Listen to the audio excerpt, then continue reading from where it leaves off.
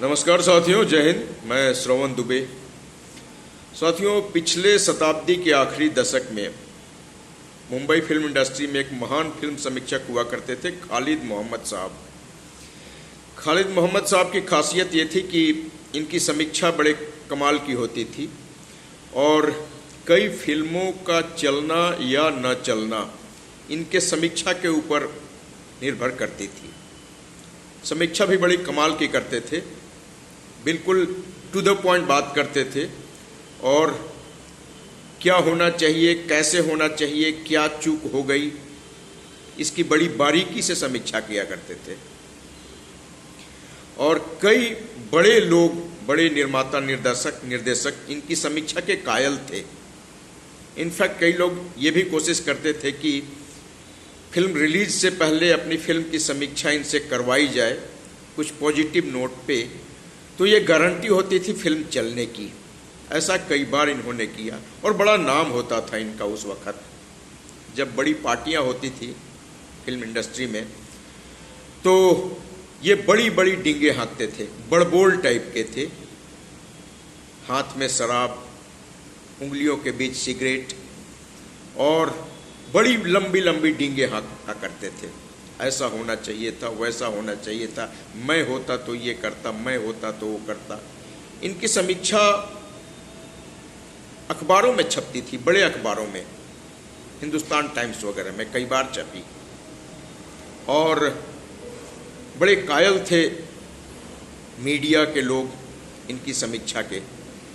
तो एक बार ये चढ़ गए महेश भट्ट के हत्थे और महेश भट्ट ने कहा कि आप इतने बड़े समीक्षक हो, इतना ज्ञान रखते हो फिल्मों के बारे में, खुद क्यों नहीं बनाते एक फिल्म। और भाई साहब यहीं फंस गए।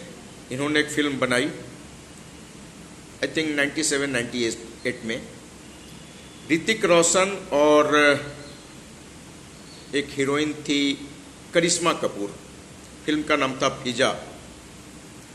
धूमधाम से बनी और फिल्मी महकमे में ये उम्मीद जताई जा रही थी कि बहुत बड़ी ब्लॉकबस्टर होगी, शोले का भी रिकॉर्ड तोड़ देगी।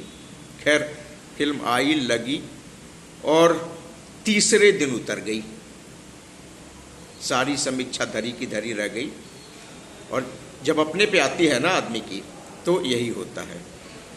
तो खैर, अब हुआ ये कि उस फिल्म के निर्माता भी यही थे, निर्देशक तो थे ही। तो फिल्म का बुरा हश्र के साथ साथ घर बिका, गाड़ी बिकी, भाई साहब सड़क पे आ गए।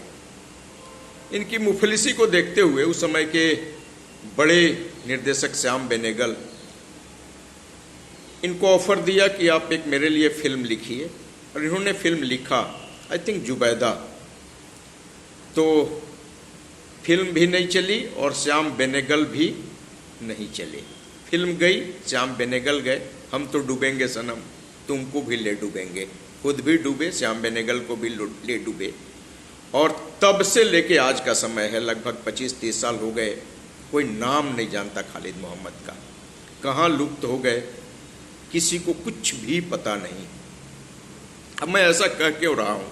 ऐसा कह इसलिए रहा हूँ कि बिहार में भी एक बड़े नेता हैं भाई साहब, 14 चुनाव अपने बूते जितवा देने का दम भरते थे, राजनीतिक पंडित होने का दावा करते थे। जब खुद के ऊपर आई, चुनाव लड़े और शून्य पे आउट हो गए, अंडा बटा 243। चुनावी पंडित होने का दावा करते थे।